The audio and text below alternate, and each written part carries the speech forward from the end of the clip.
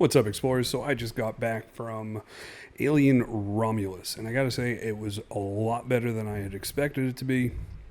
I went into it with, I wasn't sure how it was going to be just because the cast seemed really young, and I'm a bit older than all of them, so I didn't really know what kind of movie it was going to be, but the casting made complete and total perfect sense. Um, Without going into too many spoilers, the beginning of the movie, you really need to see Alien, the first one with Sigourney Weaver, to know exactly what they kind of stumble upon. You see a ship in space, and it's just called the Nostromo, and that's the ship from Alien One. This movie takes place, if you put the movies in chronological order, it's going to go Prometheus, Alien Covenant, Alien, then Alien Romulus before Alien. So Alien Romulus happens between Alien and Aliens. Game over, man. Try to keep the spoilers to a minimum, but I'm going to have a few minor ones just so that you can kind of understand how the movie flows. The basically kids. I mean, they're all in their early 20s. They want to get off the planet that they're on, and the planet that they're on is run by the Weyland Corporation. And if you know anything about the Weyland Corporation, it is really big on things like indentured servitude. So they're pretty much just stuck there, and they want a better life for themselves. And there's a distress signal in space. They find out that there's a decommissioned ship out there. So they're like, oh, let's go take a look. So they go to take a look, and that's when stuff just starts going kind of haywire. They start looking for ways to survive the journey that they want to go on. And during this, you end up seeing somebody that was actually an alien. Again, it's very important, if you really want to know what's going on, to go back and watch the first Alien that with Sigourney Weaver. Tom Skerritt? I think Tom Skerritt was in it. But anyway, so go back and watch that one. It's an excellent movie. It's a little bit slow, but it will set up the entire plot. It also helps if you watch a Promethean. You don't need to watch Alien Covenant, but it kind of just adds a little bit to the story. There are your traditional aliens in this, the traditional xenomorph. And what I thought was really cool about this movie is they didn't rely heavily on CG. Now, obviously, there's going to be some scenes that are CG, just that's the way technology goes. But there were quite a few times that you could tell that if it was CG, it was so good, it looked like an old style xenomorph suit. The way they moved, the way that the tail wiggled, and just how a lot of things flowed in the set design, it looked really good. They avoided a problem that I think Star Wars had when they did the prequels. When you see the technology that they were using in the prequels, you're like, well, this doesn't make sense. Because the modern technology for special effects has gotten so much better. But what this movie did was it kept the aesthetic of the earlier movies that happened in the 70s and 80s. All the consoles are push buttons, the displays are all old CRTs, and it looked and felt like an alien movie. There were plenty of jump scares.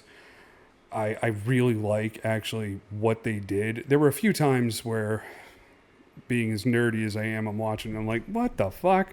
But I was able to get past most of that just because, you know what, it's a movie. And that's fine.